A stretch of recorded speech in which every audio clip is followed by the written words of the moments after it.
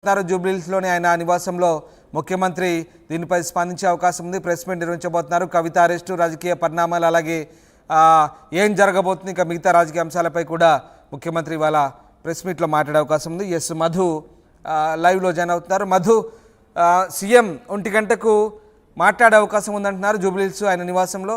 So ఏం జరగబోతుంది? కవిత arrest సంబంధించి ముఖ్యమంత్రి స్పందించే అవకాశం ఉందా? ఖచ్చితంగా. ఎందుకంటే నిన్న జరిగినటువంటి పరిణామాలకు సంబంధించి రాజకీయ పరిణామాలు, నిన్న కవిత అరెస్ట్ కావడం, ఢిల్లీ తీసుకెళ్లడము, మరి కొద్దిసేపట్లో జడ్జి ముందు హాజరుపరచడం, న్యాయవాది ముందు, వీటన్నిటికి సంబంధించి పొలిటికల్ మూవ్మెంట్ కి సంబంధించి రేవంత్ రెడ్డి ముఖ్యమంత్రి మాట్లాడేటువంటి పరిస్థితి ఉంది. ఎగ్జాక్ట్లీ ఆయన మరి కొద్దిసేపట్లోనే మీడియా సమావేశం నిర్వహించనున్నారు. అయితే కీలకంగా నిన్న జరిగినటువంటి మోదీ రోడ్ షో కావచ్చు, మోదీ 2 రోజుల తెలంగాణ టూర్ కు సంబంధించిన షెడ్యూల్ పైన కూడా రేవంత్ రెడ్డి రెస్పాండ్ అయ్యేటువంటి అవకాశం ఉంది. తర్వాత టిఆర్ఎస్ పార్టీ రాష్ట్ర వ్యాప్తంగా నిరసనలకు పిలుపునిచ్చింది కవిత అరెస్ట్ కు సంబంధించినటువంటి అంశం పైన. సో వీటిపైన కూడా ఆయన రెస్పాండ్ అయ్యేటువంటి అవకాశం ఉంది. రీసెంట్ గా తెలంగాణలో అధికారంలోకి రావడం, 100 రోజులు కంప్లీట్ చేసుకోవడం, ఈ రోజుకి ఎగ్జాక్ట్లీగా 100 రోజులు కంప్లీట్ అయ్యాయి. రేపటితో 100 రోజులు ముగియనుంది కాబట్టి దాని మీద కూడా ఆయన రెస్పాండ్ అయ్యేటువంటి అవకాశం ఉంది. అంటే 100 రోజుల పాలనను చూసి మాకు ఓటు వేయాలి అనేటువంటి అంశాలతో పాటు రీసెంట్ పొలిటికల్ డెవలప్మెంట్, కవిత అరెస్ట్ పైన కీలకంగా రెస్పాండ్ అయ్యే పరిస్థితులు కనిపిస్తా ఉన్నాయి. రామ్ రైట్. అలాగే ఇంకా అంటే ఏ అంశాలపై స్పందించే అవకాశం? ముఖ్యంగా ఇటు రాజకీయపరమైనటువంటి కోణంలో కవితపై ఈడీ సంబంధించినటువంటి అరెస్ట్ సంబంధించి కూడా మాట్లాడే విషయం ఉంది. చేసి ఒక్కసారి మధు మీరు అలాగే లైన్లో ఉండండి. ఎక్స్క్లూజివ్గా మనం కొన్ని విజువల్ చూస్తున్నాం. కవితను ప్రస్తుతం రౌస్ అవెన్యూ కోర్టుకు తరలించే క్రమంలో ఉన్నటువంటి దృశ్యాలు అవి ఎక్స్క్లూజివ్గా చూస్తున్నాం. ఆమెను కోర్టుకు ఇప్పుడే కవిత చేరుకున్నారు, కోర్టులో హాజరుపరిచారు జడ్జి ముందు. కవితని తరలిస్తున్న దృశ్యాలు మనం చూస్తున్నాం. పకడ్బందీ భద్రతా మధ్య, కట్టుదిట్టమైన భద్రతా ఏర్పాట్ల మధ్య ఎమ్మెల్సీ కవిత, బీఆర్ఎస్ నేత, మాజీ ఎంపీ, ప్రస్తుత ఎమ్మెల్సీ కవితను భారీ బందోబస్తు మధ్య ఆమెను రౌస్ అవెన్యూ కోర్టుకు తరలించారు. భారీ పైలట్ వెహికల్స్ ఆమెను అనుసరిస్తున్నాయి. ఆమెను తీసుకెళ్తున్న క్రమంలో అటు బైక్లపై కూడా పోలీసు అనుసరిస్తున్నారు, కార్లలో అలాగే బైక్లపై కూడా పోలీసులు తీసుకెళ్తున్న క్రమం. బహుశా రాజకీయ పార్టీ నాయకుల్ని ఈడీకి తరలించే క్రమంలో ఇంత భారీగా సెక్యూరిటీని తొలిసారిగా చూస్తున్నట్లవుతుంది. అంటే గతంలో కూడా జరిగాయి, బట్ ఇక్కడ కవిత విషయంలో ఏమైనా పరిణామాలు చోటు చేసుకోవచ్చు అనే అంశం కూడా జరుగుతున్న నేపథ్యంలో ప్రస్తుతానికి ఆమెకు భారీ భద్రతనైతే ఏర్పాటు చేసిన పరిస్థితి. ఎస్, మనం చూసిన దృశ్యాలు ఎక్స్క్లూజివ్గా రౌస్ అవెన్యూ కోర్టుకు ప్రస్తుతం కవితను తరలిసిన దృశ్యాలు చూస్తున్నాం. కోర్టు లోపలికి కవితను తీసుకెళ్లారు, ఆమెను జడ్జి ముందు హాజరుపరిచారు.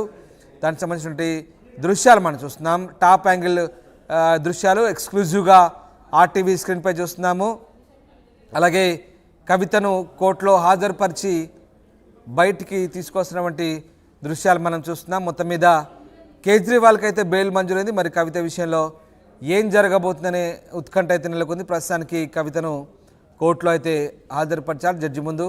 సో ఏం జరుగుతుందనే ఉత్కంఠ అయితే నెలకొంది. కోర్టు ఎలాంటి డిసిషన్ తీసుకోబోతుంది, ఈడీ మోపినటువంటి మనీ లాండరింగ్ అభియోగాలకు సంబంధించి చాలా పకడ్బందీ ఆధారాలతో ఈడీ కావచ్చు, సిబిఐ కావచ్చు ఈ అంశంలో చాలా గట్టిగా వ్యవహరిస్తోంది. ఈ నేపథ్యంలో నిన్నంతా కూడా కవిత ఇంటికి వచ్చి సోదాలు చేశారు. 5-6 గంటల పాటు ఆమెను ఇంట్రాగేట్ చేశారు. ఇక ఆమెను అరెస్ట్ చేసి నేరుగా ఢిల్లీ తరలించారు. ఢిల్లీ తరలించాక వైద్య పరీక్షలు నిర్వహించారు. తర్వాత ఆమెను ఒక స్పెషల్ సెల్లో, ఒక ప్రత్యేకమైన సెల్లో ఆమెను ఉంచారు.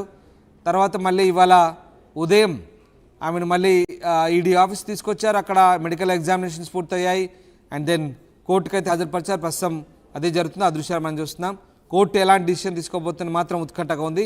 ఎస్ మధు, మరి ఇవాళ ముఖ్యమంత్రి ఈ అంశంపై నేరుగా స్పందించే అవకాశం ఉందా? మధు, అలాగే రాజకీయపరమైన కోణంలో ఇవాళ రాష్ట్రంలో బీఆర్ఎస్ అయితే ఆందోళనకు పిలుపునిచ్చింది. మరి ముఖ్యమంత్రి ఏ రకంగా స్పందించే అవకాశం ఉంది? ఎందుకంటే ఇది లిక్కర్ స్కామ్ కాబట్టి బీఆర్ఎస్ ఈ అంశంలో ఆందోళన చేస్తుంది. మరి ముఖ్యమంత్రి కాంగ్రెస్ పార్టీగా, అపోనెంట్ పార్టీగా ఎట్లాంటి వైఖరితో ఉండే అవకాశం?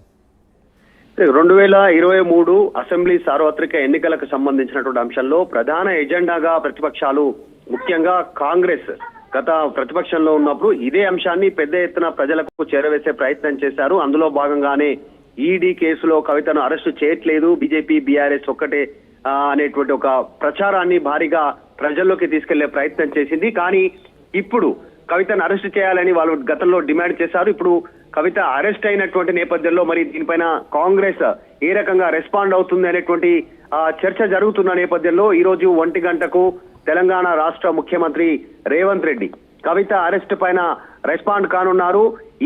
ఈడీ కేసు, తర్వాత ఢిల్లీ తరలింపు, వీటన్నిటిపైన PMLY మనీ లాండరింగ్ కేసుకు సంబంధించినటువంటి అంశం పైన ఆయన రెస్పాండ్ కానున్నారు.